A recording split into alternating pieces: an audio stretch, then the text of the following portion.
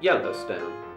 This beautiful national park was established on March 1st, 1872, under the presidency of Ulysses S. Grant. A popular tourist destination, the park attracts more than 3 million visitors annually. Many come to see the stunning scenery, the majestic animals, and all sorts of natural attractions. But there is more to Yellowstone than meets the eye. This park is a giant thermal hotspot with massive geological activity occurring underneath. Evidence of this thermal activity is visible everywhere on the surface and constitute many of the natural attractions that make Yellowstone so popular.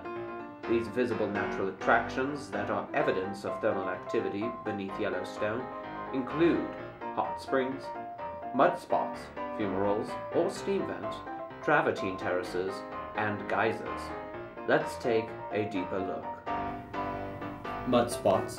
These natural occurrences begin when surface water collects in a shallow, impermeable depression that has no direct connection to an underground water flow. Thermal water beneath the depression causes steam to rise through the ground, heating the collected surface water.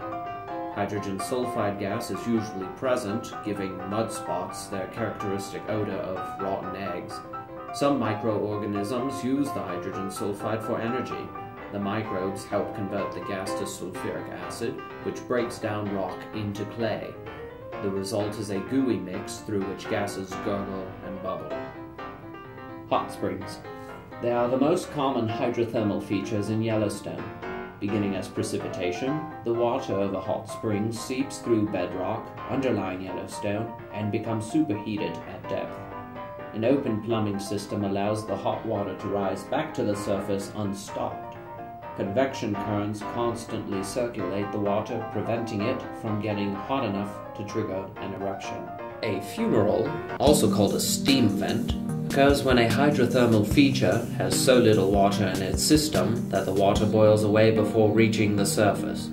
Steam and other gases emerge from the feature's vent, sometimes hissing or whistling. Steam vents are often superheated with temperatures as high as 280 degrees Fahrenheit or 138 degrees Celsius. Travertine terraces are formed from limestone. Thermal water rises through the limestone, carrying high amounts of the dissolved limestone. At the surface, carbon dioxide is released and calcium carbonate is deposited, forming travertine, the chalky white mineral forming the rock of travertine terraces. The formations resemble a cave turned inside out. Colorful stripes are formed by thermophilic or heat-loving organisms. Travertine formations grow much more rapidly than the more common sinter formations in the park because of the soft nature of limestone. Due to the rapid deposition, these features constantly and quickly change. Sprinkled amid the hot springs are the rarest fountains of all, the geysers. What makes them rare and distinguishes them from hot springs is that somewhere, usually near the surface in the plumbing system of a geyser, there are one or more constrictions. Geysers are hot springs with constrictions in their plumbing, usually near the surface, that prevent water from circulating freely to the surface where heat would escape. The deepest circulating water can exceed the surface boiling point 199 degrees Fahrenheit or 93 degrees Celsius. Surrounding pressure also increases with depth, much as it does with depth in the ocean. Increased pressure exerted by the enormous weight of overlying water prevents the water from boiling. As the water rises, steam forms. Bubbling upward, the steam expands as it nears the top of the water column.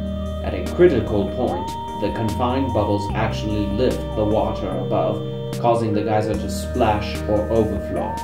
This decreases pressure on the system and violent boiling results. Tremendous amounts of the steam force water out of the vent and an eruption begins. All of these tremendous occurrences have one thing in common, and that is heat. So where does all of this heat come from? The story of Yellowstone's thermal activity begins with features deep within the Earth. What interests us is a feature known as a hot spot. It is a source of immense heat anchored within the mantle. About 600,000 years ago, this hot spot sent a column of hot magma toward the surface, forming a huge magma chamber. As the magma chamber filled, It pushed upward on the Earth's crust, forming a large dome. As a pressure built on the surface, cracks formed around the edge of the dome, and a huge eruption expelled a tremendous amount of magma, emptying a large portion of the magma chamber. The Yellowstone region has produced 3 exceedingly large volcanic eruptions in the past 2.1 million years. In each of these cataclysmic events, enormous volumes of magma erupted at the surface and into the atmosphere as mixtures of red-hot pumice, volcanic ash, and gas that spread as pyroclastic flows in all directions. Rapid withdrawal of such large volumes of magma from the subsurface then caused the ground to collapse, swallowing overlying mountains and creating broad cauldron-shaped volcanic depressions called calderas. If another large caldera-forming eruption were to occur at Yellowstone, its effects would be worldwide. Thick ash deposits would bury vast areas of the United States, and injection of huge volumes of volcanic gases into the atmosphere could drastically affect global climate. Fortunately, the Yellowstone volcanic system shows no signs that it is headed towards such an eruption. The probability of a large caldera-forming eruption within the next few thousand years is exceedingly low. For a national park that alone is stunning above ground, it's mind-blowing to see that there is so much activity that takes place right beneath everyone's feet. Who would have known that all of the attractions that make up Yellowstone would all be connected one way or another to a magma chamber underground? I hope you've enjoyed our informative video, so tally-ho and chip chip cheerio.